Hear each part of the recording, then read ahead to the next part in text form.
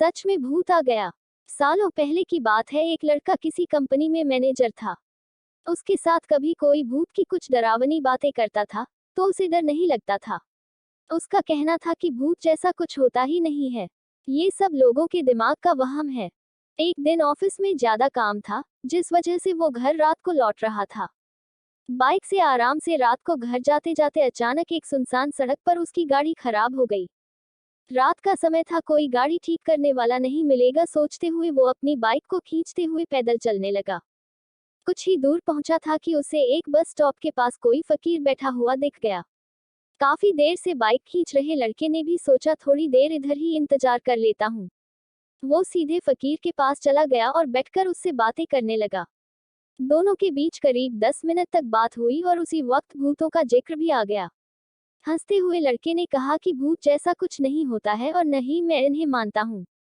ये सारी झूठी और वहम वाली बातें हैं। फकीर ने लड़के की तरफ हैरानी से देखा और बोला, तुम भूत को नहीं मानते हो, वो एक अलग बात है।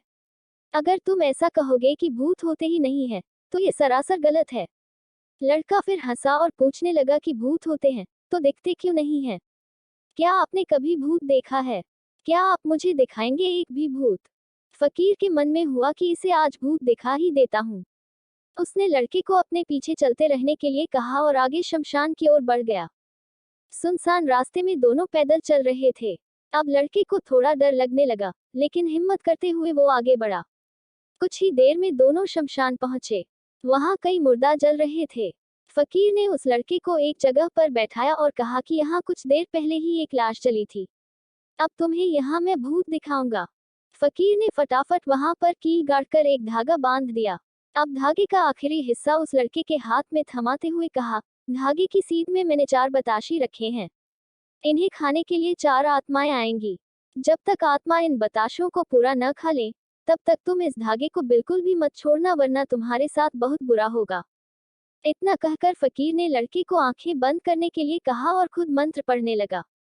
लड़के को फकीर की बातें सुनकर थोड़ा डर लगने लगा, लेकिन वो धागे को तेजी से पकड़कर आंखें बंद करके बैठ गया।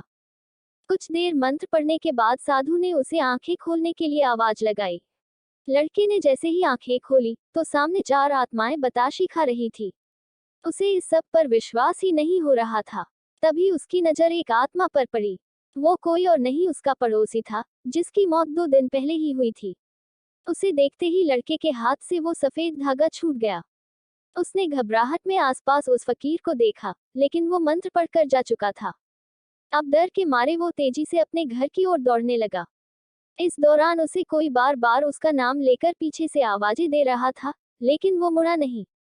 किसी तरह से वो घर पहुंचा और डरते डरते ही सुबह हो गई।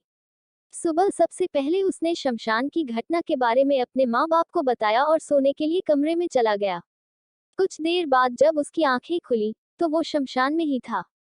वो कैसे दोबारा शमशान घाट पहुंचा किसी को नहीं पता, लेकिन उसी दिन से लड़के की तबीयत दिमागी रूप से खराब रहने लगी।